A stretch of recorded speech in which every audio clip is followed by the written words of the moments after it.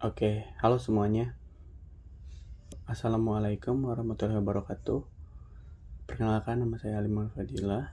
Nah, dan di minggu kali ini kita akan membahas soal sesuatu yang sangat menarik dan sangat penting, yaitu tentang badan eksekutif. Oke, mari kita mulai.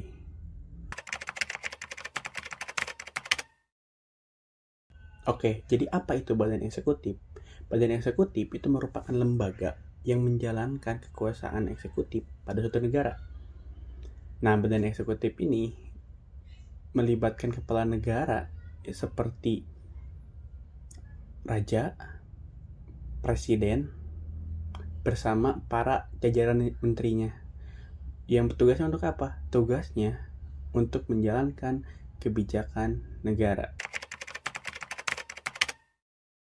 Jadi, apa sih yang menjadi wewenang dari badan eksekutif ini? Nah, kekuasaan dari eksekutif ini mencangkup beberapa bidang.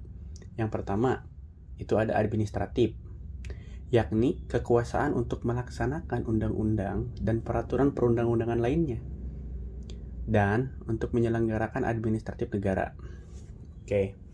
Yang kedua adalah legislatif.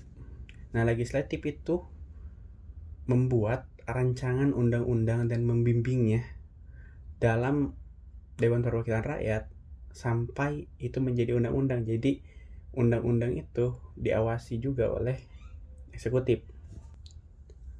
Nah, yang ketiga ada keamanan, artinya kekuasaan untuk mengatur polisi dan aparat bersenjata lainnya dalam misalnya menyelenggarakan perang, untuk pertahanan negara, serta keamanan dalam negeri. Selanjutnya yang keempat itu ada yudikatif, yaitu untuk memberikan grasi, untuk memberikan amnesti dan sebagainya. Selanjutnya yaitu diplomatik. Nah, yang dimana kekuasaan untuk menyelenggarakan hubungan-hubungan diplomatik dengan negara-negara lain itu dimiliki oleh wewenangnya eksekutif. Nah, untuk badan eksekutif ini dibagi menjadi beberapa macam. Nah, yang pertama itu ada sistem parlementer. Nah, dalam sistem ini badan eksekutif, dalam hal ini kabinet, itu bergantung pada legislatif. Nah, sebuah kabinet itu bisa bubar jika mereka itu kehilangan dukungan dari legislatif, yang biasanya terjadi pada sistem dengan partai politik, banyaknya partai politik. Ya, contohnya sistem ini tuh diterapkan di Inggris dan juga India yang mirip-mirip, yang menggunakan sistem kabinet government ini. Oke, nah selanjutnya itu ada sistem presidensial. Nah, dalam sistem ini seorang presiden itu mempunyai kekuasaan yang tetap selama masa jabatannya yang ditentukan. Nah, jadi bisa diartikan bahwa kelangsungan hidup dari eksekutif ini itu tidak bergantung lagi pada legislatif seperti di sistem parlementer. Nah, dalam sistem ini pula para menteri itu dalam kabinet presidensial itu dipilih menurut kebijaksanaan dari presiden itu sendiri, tanpa menghiraukan tuntutan dari pihak luar atau dari partai politik dan lain sebagainya. Teorinya seperti itu, teorinya. Nah, kemudian ada juga badan eksekutif di negara-negara komunis. Nah, tapi kita melihat ada beberapa perbedaan yang menonjol, antara lain di negara komunis itu di mana DPR itu tidak dilihat sebagai legislatif terus, tetapi juga dilihat sebagai badan di mana semua kekuasaannya gitu, eksekutif, legislatif, yudikatif itu dipusatkan. Sistem ini terkadang itu disebut sebagai assembly government.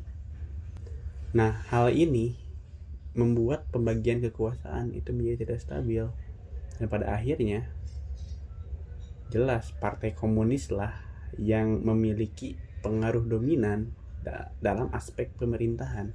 Lantas bagaimana dengan Indonesia? Seperti yang ditetapkan di Undang-Undang Dasar 1945, kita itu menganut sistem presidensial. Oke, peran presiden sebagai mandataris dari Majelis Permusyawaratan Rakyat itu menegaskan independensi kekuasaan eksekutif terhadap kekuasaan legislatif. Di saat kita berbicara soal badan eksekutif, tidak lengkap kalau kita tidak membahas soal birokrasi. Nah, apa itu birokrasi? Birokrasi itu didefinisikan sebagai organisasi atau badan yang terdiri dari pejabat yang ditunjuk untuk melaksanakan suatu kebijakan.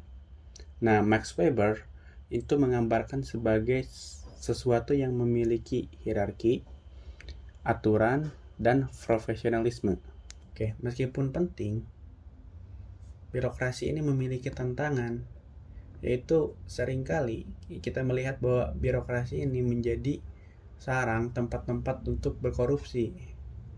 Jadi, teman-teman, badan eksekutif dan birokrasi ini adalah dua elemen yang penting dalam pemerintahan modern. Mereka adalah otak dan otot di balik kebijakan-kebijakan publik. Tapi tetap harus ada pengawasan supaya kekuasaannya tidak menjadi liar. Terima kasih sudah menonton. Sampai jumpa. Thank you everyone!